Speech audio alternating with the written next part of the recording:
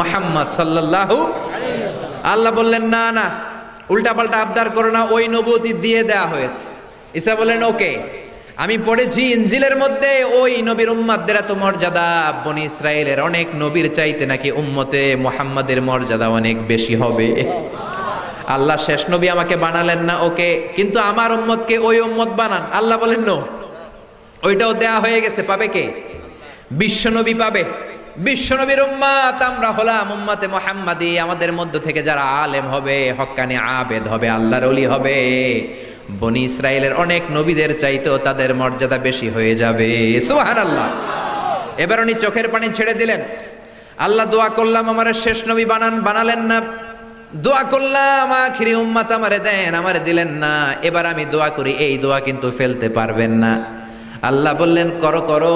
সাইয়েদনা ঈসা বললেন আল্লাহ তাহলে আপনি আমাকে এই পৃথিবীর মধ্যে ওই নবীর উম্মত করে আরেকবার দুনিয়াতে পাঠানো লাগবে। সুবহানাল্লাহ। কবুল করে নিল কে? পৃথিবীতে একজন নবী এখনো মরে নাই, কি নাম?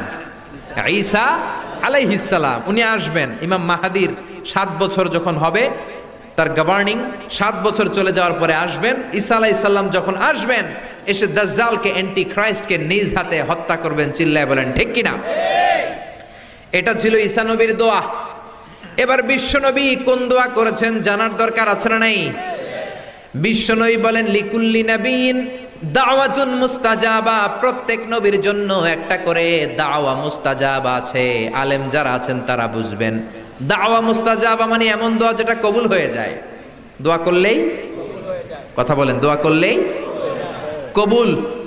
এরকম দোয়া রব্বুল আলামিন সব নবীকে একটা একটা করে দিয়েছেন। ওই দোয়াটা করলেই সেকেন্ডের মধ্যেই কবুল করে দেয় কে? আল্লাহ। সব নবী ওই দোয়া দুনিয়াতেই করে ফেলেছে। বিশ্বনবী বললেন লিকুল্লি নবীন দাওয়া মুস্তাজাবা। সব নবীর জন্য একটা স্পেশাল দোয়া আছে, দাও বিহা, যেই দোয়াটা নবীরা দুনিয়াতেই করে ফেলেছে। ওয়া ইন্নী আখতাবিউ দাওয়াতি শাফাআতান লি উম্মতি ইয়াউমাল কিয়ামাহ। আল্লাহু আকবার। আর আমি আমার দাওয়া মুস্তাজাবা স্পেশাল দোয়াটা এখনো করি নাই। আমার দোয়াটা এখনো আমি জমিয়ে রেখেছি।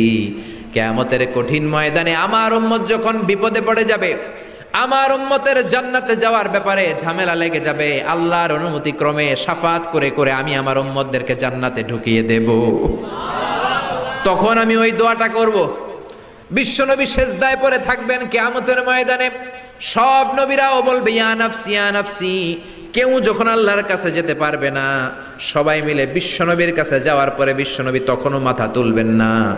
বিশ্বনবী কপাল ঠুকে কেঁদে কেঁদে বলবেন রব্বি হাবলি উম্মতি। ও আল্লাহ আমার উম্মতকে আপনি মাফ করে দেন। সুবহানাল্লাহ। আল্লাহ বলবেন নবী ইরফা রাসাক, মাথা উঠান। সাল তুতা, আজকে যা চাইবেন তাই দিব। ইশফা তুশাফা, যারাই শাফাত করবেন আমার অনুমতি ক্রমে কবুল করে দিব। সুবহানাল্লাহ।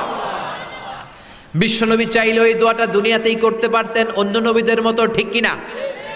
অন্য নবীরা যেমনি নিজেদের প্রয়োজনে ওই দোয়াটা দুনিয়াতেই করেছে, আমার নবীকে ওই রকম করেছে নাকি?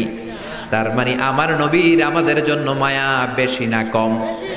আমার জন্য রেখে দিয়েছেন ওই দোয়াটা, আপনার জন্য রেখে দিয়েছেন দোয়াটা, আমাদের জন্য দোয়াটা রেখে দিয়েছেন। আমরা যখন কিয়ামতের ময়দানে বিপদে পড়ে যাব, বিশ্বনবী দোয়া করে করে আমাদেরকে জান্নাতে ঢুকিয়ে দিবেন।